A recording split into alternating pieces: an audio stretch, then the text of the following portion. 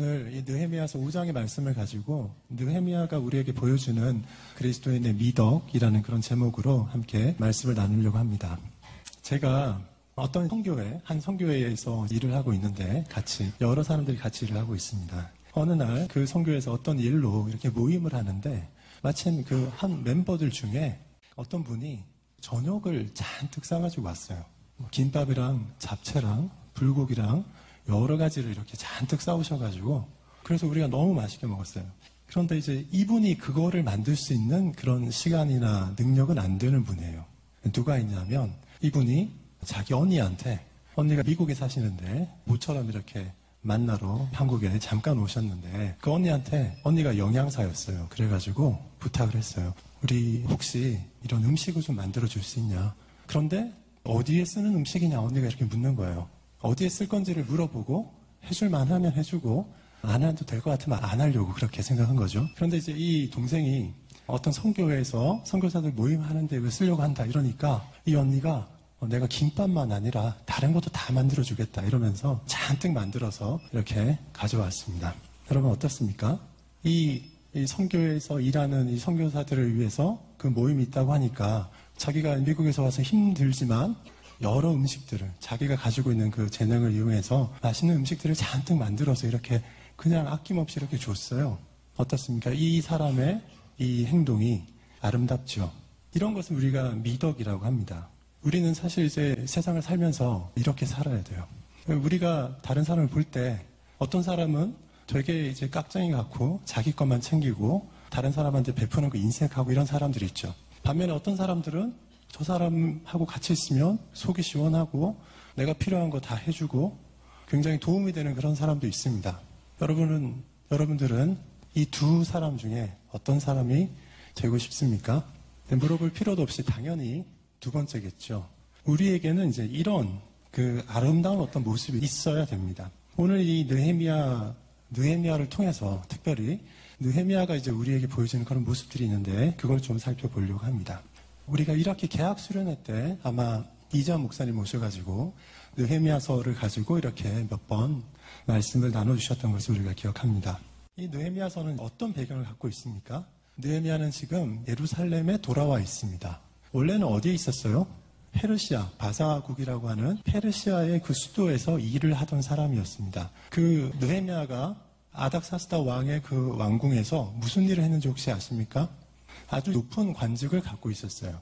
술관원이라는 이름을 갖고 있었습니다. 술관원으로 높은 지위에서 그 왕을 돕는 일을 하고 있었는데 느헤미야가 자기 고국인 예루살렘 땅이 이렇게 파괴되어 있는 것을 보고 안타까워서 그 예루살렘 성벽을 재건하기 위해서 특별히 왕에게 요청을 했죠.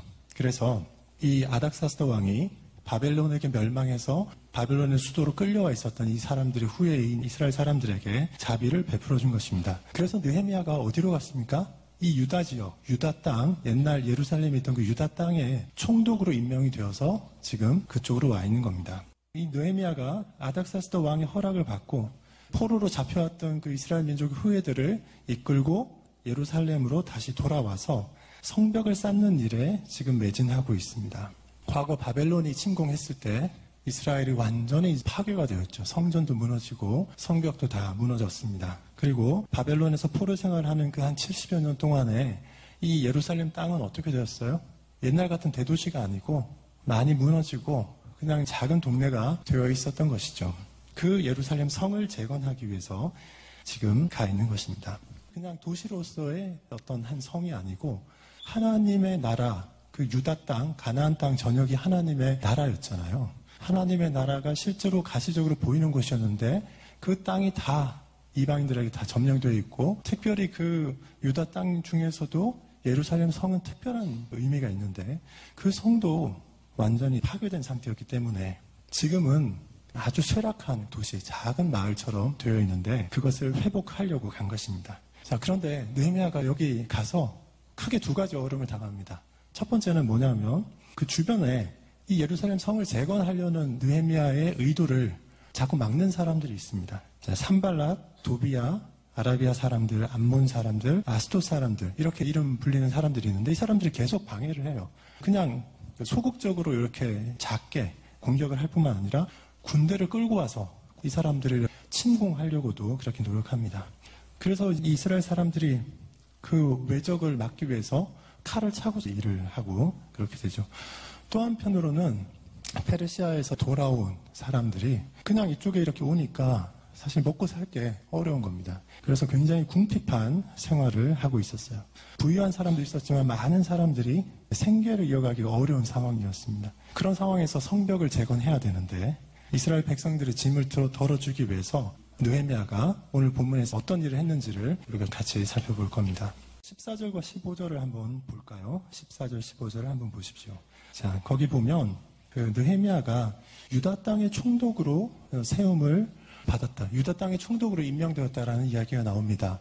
12년간 임명되었다고 하죠. 아닥사스도 왕 제20년부터 제32년까지 12년간 이렇게 유다 땅의 총독이었습니다. 그런데 그 뒤에 보면 14절 그 뒷부분에 보면 무슨 말이 있습니까? 12년 동안 나와 내 형제들이 총독의 녹을 먹지 아니하였더라 이렇게 되어 있습니다. 경기도지사에 출마해서 경기도지사가 됐는데 도지사로 2년간 재임하면서 8년 동안 도지사로서의 녹을 받지 않고 그냥 일을 했다. 이런 이야기입니다. 12년 동안 그냥 녹을 받지 않고 일을 한 거예요. 유다의 총독으로 가면 그 전임 총독들은 어떻게 했었냐면 전임 총독들은 그 지역에 사는 사람들한테 이렇게 세금을 걷어서 그걸로 자기가 있었어요. 그랬는데 이 느헤미야는 지금 어떻게 했다고 합니까? 15절에 보면 전임 총독들이 얼마를 거뒀다고 하죠. 양식과 포도주와 은 40세겔을 그들에게서 빼앗았고 또한 그들의 종자들도 백성을 압제하였으니. 자, 여기서 종자라고 나오는데 이건 부하들을 말합니다. 종자라고 하니까 좀 이상하죠. 종자. 부하들도 백성을 압제하였다. 이렇게 이야기가 나와요. 그러니까 보통 총독들이 오면 거기 사람들한테 세금을 쭉 걷고 그걸로 자기가 쓰고 또 총독들이 그럴 뿐만 아니라 총독이 데리고 있는 그 부하들도 나가서 백성들을 이렇게 압제하고 필요한 것들 뺏어 쓰고 그랬던 것입니다. 그랬는데 느헤미야는 어떻게 했다고 해요? 나는 하나님을 경외함으로 이같이 행하지 아니하였다. 이렇게 나옵니다. 그리고 총독의 녹을 먹지 않고 이렇게 12년 동안 유다 땅을 다스리는 일을 했습니다. 16절, 17절 이 뒤쪽에 가면 좀 더 자세한 그런 이야기가 나오는데요. 16절을 한번 볼까요? 16절. 우리 16절은 같이 한번 읽어보죠. 소리내서 한번 읽어보겠습니다. 도리어 이 성벽 공사에 힘을 다하여 땅을 사지 않았고 내 모든 종자들도 모여서 일을 하였으며. 성벽을 재건하는 일을 하는데 어떻게 했는지 거기에 잘 있습니다. 첫 번째 어떻게 일을 했다고 되어 있어요? 성벽 공사에 힘을 다하여 일을 했다. 힘을 다하여 전심을 다해서 일을 했다는 겁니다. 이스라엘 백성이 총동원되었어요. 포로 생활에서 1차 귀환한 사람들 숫자가 4만 명이 좀 넘습니다. 그 사람들하고 아마 예루살렘 주변에 포로로 잡혀가지 않고 흩어져서 살고 있었던 사람들을 다 동원해서 이 공사를 진행한 것 같아요. 또 3장에 보면 이 성벽 공사를 하는데 이 성벽 공사 현장이 이렇게 아주 기니까 그 현장을 한 40개 이상으로 이렇게 구분을 해서 각 그 가문별로 일을 맡겨서 시킵니다. 굉장히 큰 공사죠. 성 전체를 둘러싸는 성벽 공사니까. 그런데 그렇게 큰 공사를 느헤미야는 중앙정부에서 높은 관직에 있었던 사람이고 하기 때문에 그 공사를 이렇게 잘게 쪼개가지고 40여 개 이상으로 쪼개서 각 가문마다 이렇게 맡기는 거예요. 이런 큰 건설 현장 관리하는 것은 굉장히 힘든 일인데 이 느헤미야가 이것을 아주 능숙하게 하는 것을 볼 수가 있습니다. 또 사장에 보면 공사를 방해하는 세력들이 많아요. 그 사람들을 방어하기 위해서 어떻게 하냐면 칼을 차고 잡니다. 칼을 차고 일을 해요. 또 밤에는 또 절반의 사람들로 이렇게 지키도록 하고 자기를 따라다니는 부하들은 그 종자라고 하는 이제 그 사람들 중에서 절반은 갑옷을 입고 늘 무기를 갖고 이렇게 대기하도록 그렇게 하고 있습니다. 4장 23절에 보면 이런 구절이 있습니다. 우리가 다 우리의 옷을 벗지 아니하였으며 물을 기르러 갈 때에도 각각 병기를 잡았느니라. 공사 현장에서 옷을 벗지 않고 계속 그 옷을 벗지 않은 채 우리가 잘 때는 보통 이제 옷을 편하게 이렇게 갈아입고 벗고 이렇게 자는데 그러지 않고 현장에서 그냥 자면서 또 물을 기르러 갈 때도 각기 자기 무기를 들고 다녔다라고 합니다. 공사 현장, 이 공사를 방해하는 사람들이 많은 상황에서 그것을 끝까지 성공적으로 공사를 완료하기 위해서 어떻게 하고 있습니까? 사람들을 총동원하고 그 공사 현장을 잘 나눠 가지고 공사를 이렇게 진행시키고, 그런데 그 공사를 방해하는 세력들이 있으니까 수시로 이제 칼을 차고 다니면서 그렇게 공사를 진행하는 것을 볼 수가 있습니다. 그 단순하게 이제 몇 개의 문장으로 설명되어 있어서 그렇게 크게 보이지 않을지 모르지만, 이렇게 큰 공사 현장을 맡아서 하는 것은 정말 어려운 일입니다. 우리 학교 몇 년 전에 우리 학교 건축할 때도 많은 분들이 수고하셨는데, 예루살렘의 성벽을 이제 건축하는 것은 우리 학교 건축하는 것보다 훨씬 더 큰 일이겠죠. 이 일을 느헤미야가 무난하게 이렇게 맡아서 하는 것을 볼 수가 있습니다. 이 일을 맡으면 이렇게 느헤미야처럼 지혜를 발휘해서 충성스럽게 그리고 무난하게 이렇게 성취해내는 그런 사람들이 되면 좋겠습니다. 두 번째로 보세요. 16절의 그 가운데 한번 보시면 힘을 다하며, 그 옆에 뭐라고 되어 있습니까? 소리 내서 한번 읽어봐요. 땅을 사지 아니하였고. 땅을 사지 아니하였고. 제가 이 성경을 보다가 이 구절을 보면서 너무 속이 시원했습니다. 땅을 사지 아니하였고. 느헤미야가 지금 사람들을 데리고 갔어요. 예루살렘이 옛날에는 70년 동안 전쟁에 폐허가 된 상태로 사람들이 많이 살지 않고 쇠락한 도시가 됐는데, 여러분 생각해봐요. 지금 페르시아에서 4만 명이 돌아왔어요. 그러면 어떻게 될까요? 그 예루살렘과 그 주변 땅이 어떻게 될까요? 도시를 개발하러 왔으니까 땅값이 오르겠죠. 땅값이 오르겠죠. 그런 정보를 갖고 있으면 어떻게 해야 됩니까? 보통은 땅을 사죠. 그러지 않겠어요? 보통은 땅을 사죠. 그런데 느헤미야가 어떻게 했다고 했습니까? 땅을 사지 않았다라고 했어요. 굉장히 속이 시원한 이야기였어요. 땅을 사지 않았다. 자기가 땅을 사지 않았을 뿐만 아니라 자기 종자들한테도, 부하들한테도 땅을 사지 못하게 했을 겁니다. 왜요? 이런 권력을 가진 사람들이 자기 정보를 이용해서 땅을 사면 어떻게 됩니까? 그 정보에서 먼 보통 사람들은 되게 손해를 보게 되죠. 권력을 가지고 있으면 좋은 정보가 따라옵니다. 그래서 돈을 쉽게 벌 수 있습니다. 그래서 어떻게 해요? 우리나라에서도 공직자들한테 부동산 투기 이런 거 못하게 하고, 또 업무상 자기가 일을 하면서 취득한 정보를 가지고서 주식을 굴리거나 이런 거 못하게 합니다. 그렇게 못하게 하는 게 여러분 바람직하겠죠? 바람직한데 실제로는 어떻겠어요? 실제로는 많은 사람들이 그걸 어기고 이득을 취하려고 이렇게 하겠죠. 무슨 이제 정권을 막론하고 그런 일은 많이 있어 왔어요.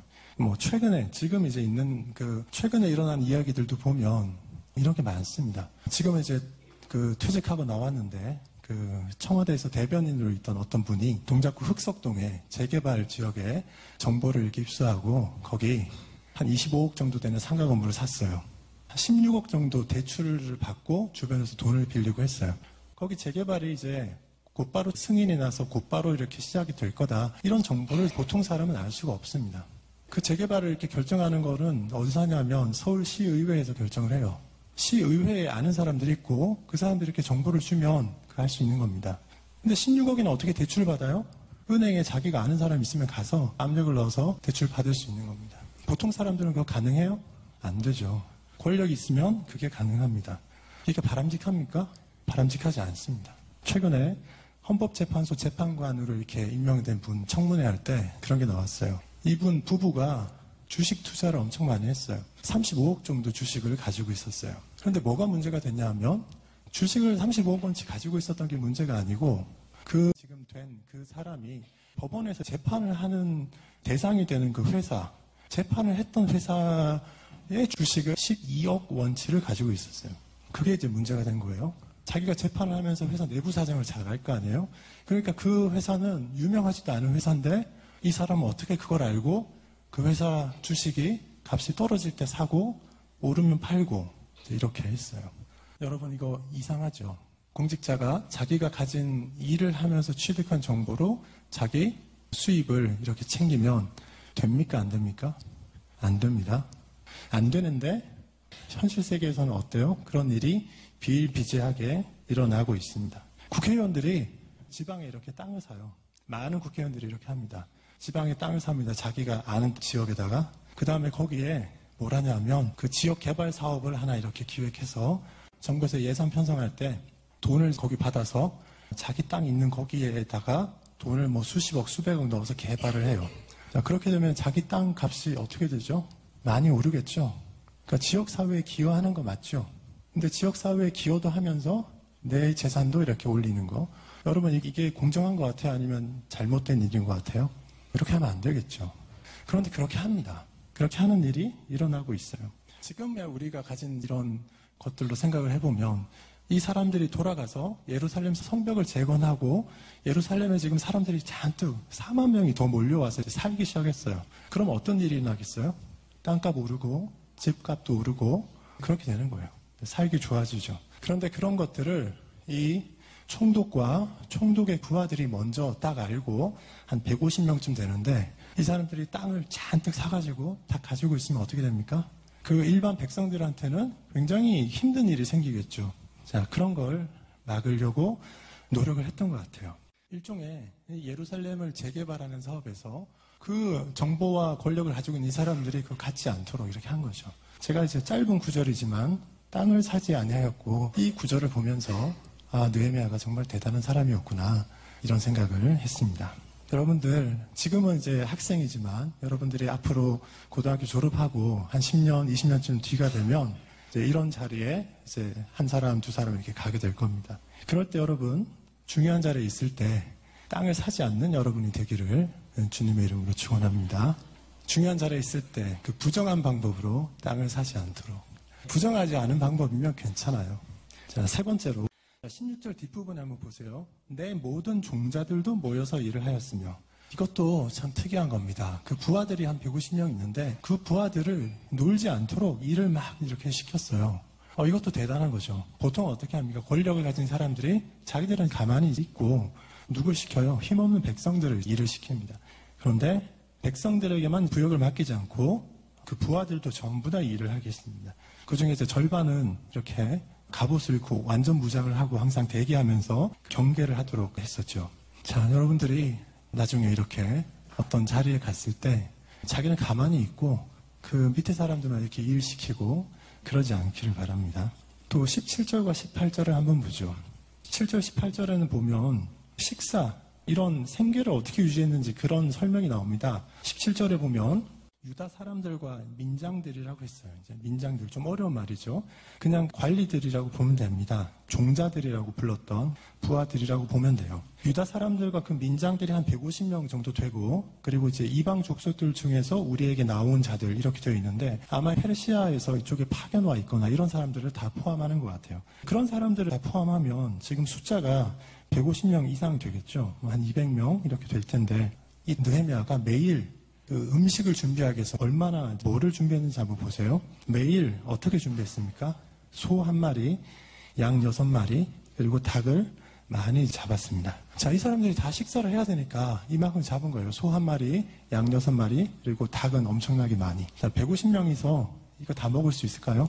150명에서 다 먹을 수 있을까요? 우리 학교는 200명 좀 넘는데 230명, 선생님까지 하면 300분 정도 되는데 이거 먹을 수 있을까요? 소 1마리, 양 6마리, 닭 많이.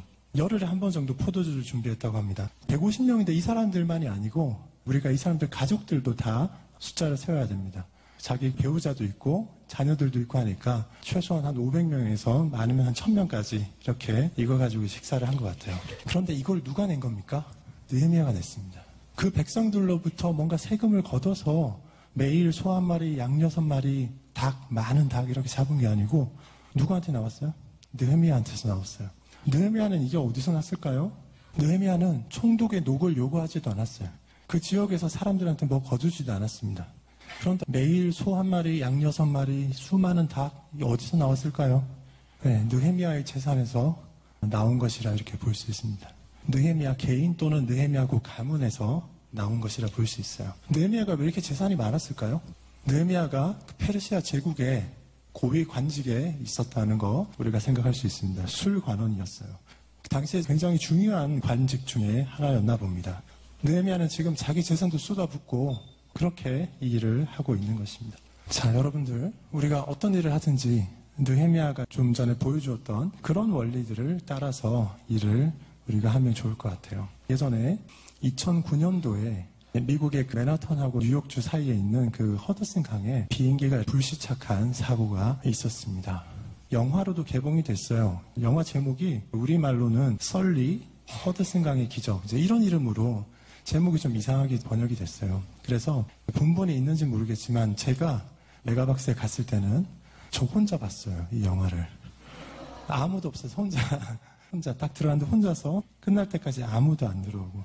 실화를 바탕으로 했는데 US Airway라는 항공사 비행기예요. 이륙을 했는데 2분 만에 기러기대가 양쪽 엔진을 빨려 들어가서 엔진이 아주 심각한 고장이 났습니다. 엔진이 제대로 작동하지 않으니까 비행기가 떨어지기 시작하죠. 이 비행기 조종사 설렌버거 기장이라고 하는데 이분이 비행기가 추락하니까 조치를 해야 되잖아요. 불과 한 2, 3분 정도 만에 이분이 바깥에 허드슨 강에 착륙해야 되겠다 이렇게 생각하고 강으로 비행기를 돌려서 거기에 동체 착륙을 했어요. 강에 비행기가 이렇게 떨어진 겁니다. 그리고 거기 가면 맨하탄하고 거기 사이 강이니까 거기는 유람선들이 이렇게 많이 다녀요. 비행기가 떨어지니까 유람선들이 오고 해서 추락했는데 한 명의 사상자도 나지 않고 다 구조가 됐습니다. 이 사람이 영웅이 됐죠. 영웅이 됐습니다. 한 2, 3분 만에 착륙했는데 당황하지 않고 빨리 판단해서 잘 착륙한 거예요. 이런 사람을 보면 우리가 너무 놀랐죠. 우리는 너무 대조적인 사건을 겪었어요. 세월호 사건 때 선장이 제일 먼저 도망 나왔어요. 시간은 충분했는데 선장이 먼저 도망 나오지 않고 퇴선하라고 명령 내리고 그렇게 했으면 많은 사람이 살았을 거예요. 우리가 어떤 일을 맡아서 할 때 이런 분들처럼 이렇게 할 수 있어야 됩니다. 이렇게 일을 하려면 뭐가 필요해요? 지혜도 필요하고 용기도 필요하고 결단력도 필요하고 온갖 우리의 미덕들이 필요합니다. 그리고 우리의 이 미덕들은 그냥 이렇게 말로만 있는 게 아니고 우리가 직접 하는 일하고 이렇게 얽혀서 나타나게 되는 겁니다. 불과 몇 분 사이에 안전한 장소를 찾아서 불시착했어요. 이 기장이 이렇게 불과 2, 3분 동안에 했던 그 일이 너무너무 아름답게 생각이 됩니다. 이런 것이 우리가 가져야 되는 그런 미덕입니다. 요즘 우리 유현진 선수가 야구를 너무 잘하고 있어요. 여러분은 야구 잘 못 보죠? 지금 메이저리그 방어율 전체 1위예요. 유일하게 1점대 방어율이고 그리고 내셔널리그에서 7승으로 다승 1위예요. 정말 놀라운 성적을 내고 있습니다. 공을 빨리 던지지는 못하는데 공속도가 빠르지는 않은데 이 선수의 공을 사람들이 잘 치지를 못합니다. 얼마나 지혜롭고 용기 있고 이 사람이 끈기 있게 인내하면서 노력을 했는지 모릅니다. 우리 한 해 동안 우리를 즐겁게 해줬던 사람이 또 있습니다. 그 영국의 손흥민 선수가 우리를 되게 기쁘게 해줬어요. 특별히 첼시하고 1차전, 프리미어리그 1차전 때 첫 번째 골을 넣었어요. 이 손흥민이. 어떤 골이었을까요? 극장골을 넣었습니다. 인생골을 넣었어요. 하프라인 아래쪽에서 누가 이렇게 사준 공을 하프라인 이쪽 편에서부터 혼자서 공을 끌고 가서 여러 선수를 제치고 혼자서 골을 넣었어요. 그 골을 먹고 나서 첼시가 완전 무너졌죠. 여러분들 어떤 일을 할 때 이런 모습으로 일을 할 수 있으면 좋을 것 같습니다. 느헤미야를 보면 이렇게 일을 했습니다. 정말 충성스럽게 지혜롭게 이렇게 일을 했어요. 일하는 것이 아름답다 이렇게 생각될 정도로 놀랍게 일을 해냈습니다. 그런데 최근에 되게 사회적으로 시끄러웠던 어떤 한 사건이 있었어요. 여러분들 혹시 그 대림동 여경 사건 혹시 들어보셨어요? 어떤 일이었냐면 그 남자 경찰하고 여자 경찰이 2인 1조로 취객 2사람을 이렇게 대처하러 출동을 했습니다. 그런데 그 중에 취객 한 명이 남자 경찰의 뺨을 이렇게 때렸어요. 그 뺨을 맞자마자 이 경찰은 그 취객 A라는 그 취객을 바로 이제 땅바닥에 이렇게 엎드리게 하고 바로 제압을 했어요. 그런데 그러고 있을 때 이제 두 번째 그 취객 B, 두 번째 그 취객이 취객 A를 제압하고 있는 이 경찰의 등 뒤에서 다가가서 뭔가를 하려고 했어요. 그런데 만약에 한 사람이 이렇게 제압을 하고 있고 다른 취객이 이 경찰에게 뭔가를 하려고 하면 경찰이 2인 1조니까 나머지 파트너는 어떻게 해야 됩니까? 다른 취객 한 사람을 막아줘야 되잖아요. 파트너니까. 그런데 이 여자 경찰이 이제 어떻게 했냐면 이 취객 A라는 취객을 제압하고 있는 그 경찰 뒤쪽에서 접근하는 취객 B라는 사람이 이렇게 접근하는데도 그거를 막지 않고 뒤에서 물러서서 지원을 요청하고 있었어요. 그걸 보고 사람들이 굉장히 이제 분노를 했습니다. 그리고는 이 취객이 그 두 번째 취객이 여자 경찰이 다가오니까 팔로 슬쩍 밀었는데 이 여자 경찰이 저쪽으로 나가 떨어졌어요. 그걸 보고 사람들이 너무 놀랐어요. 그리고는 취객B를 쫓아서 다행히 남자 경찰이 쫓아갔어요. 그리고 땅바닥에 엎어져 있던 취객 A, 첫 번째 취객을 여자 경찰이 와서 이렇게 수갑을 채우려고 하는데 그때 혼자 하지 않고 도움을 요청한 게 문제가 됐어요. 그러니까 그거 들어보셨는지 모르겠지만 여기 남자분 빨리 나오세요. 남자분 빨리 나오시라니까요. 막 이렇게 얘기를 했어요. 그거 보고 사람들이 되게 분노했습니다. 왜요? 경찰이 땅바닥에 엎어져 있는 그 취객 하나 혼자서 제압 못하고 이렇게 도와달라고 요청을 하느냐. 이런 것 때문에. 그래서 이제 그거 가지고 되게 이런저런 시끄러운 얘기가 있었는데 제가 이제 거기서 딱 보고자 하는 거는 경찰의 미덕은 뭐예요? 경찰은 범인을 혼자서 잘 제압할 수 있어야 되잖아요. 그렇죠? 경찰, 군인이 상대방을 혼자서 제압할 수 없다. 그러면 경찰과 군인을 시켜놓은 우리 국민들은 어떻게 그 사람을 믿고 생활을 할 수 있겠습니까? 이제 되게 안타까운 사건이었어요. 그 일을 수행하기에 적절한 능력을 갖지 않은 사람이 어떤 일을 맡았을 때 얼마나 우리가 불안할 수 있는지 그걸 보여준 사건입니다. 여러분들이 이제 계약 수련회 때 우리가 문화명령과 지상명령 그것을 주제로 다뤘던 적이 있습니다.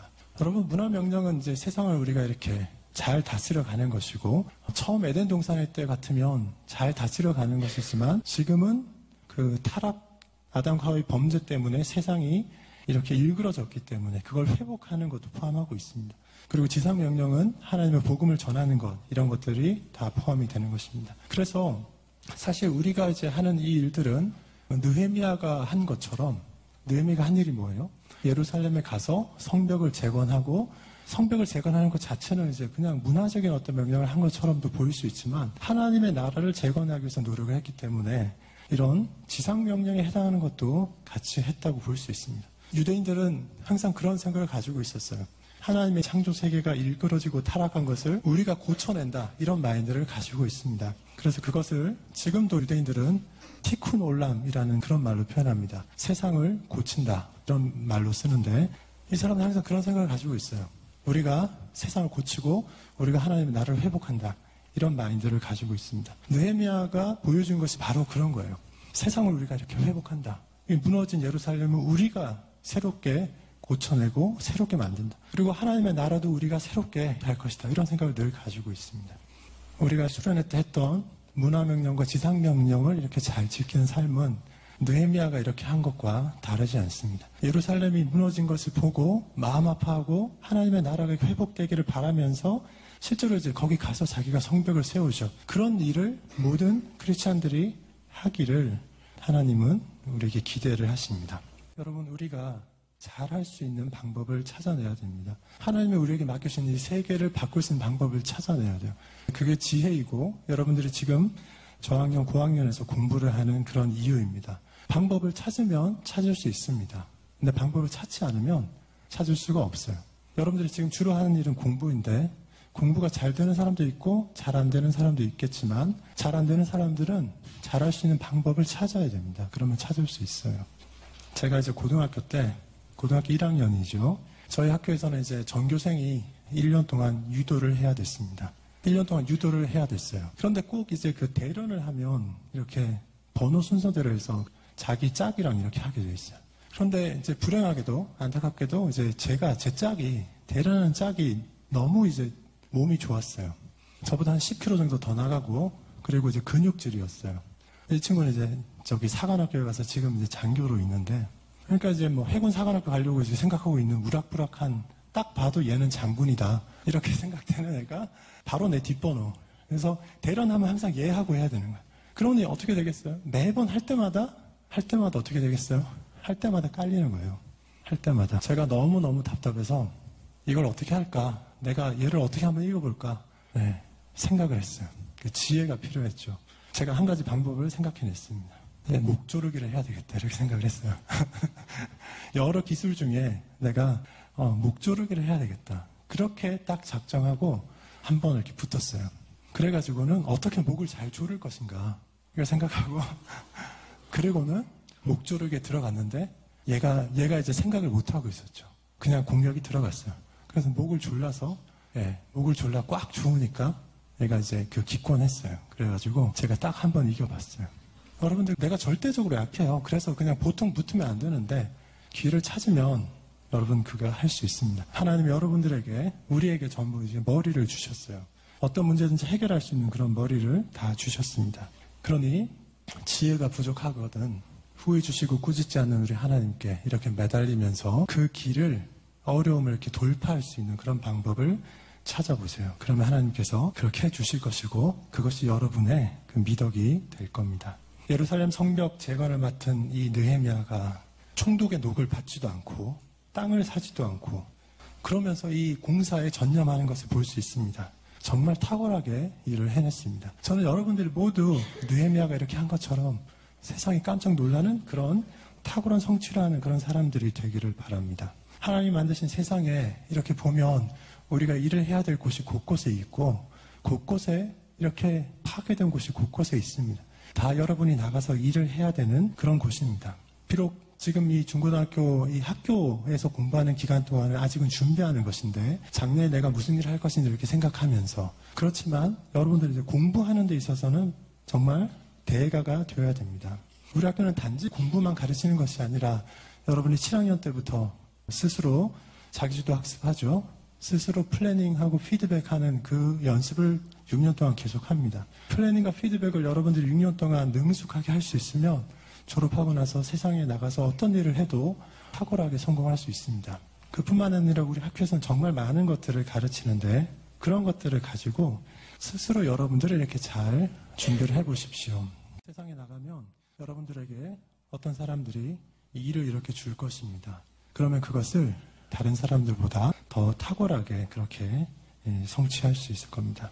자, 여러분 모두 장차 이 느헤미야처럼 일하는 그런 공무원들, 느헤미야처럼 일하는 그런 사업가들, 또 느헤미야처럼 일하는 그런 이제 학자들, 또 느헤미야처럼 일하는 그런 경찰, 군인들 다 되시기를 주님의 이름으로 축원합니다.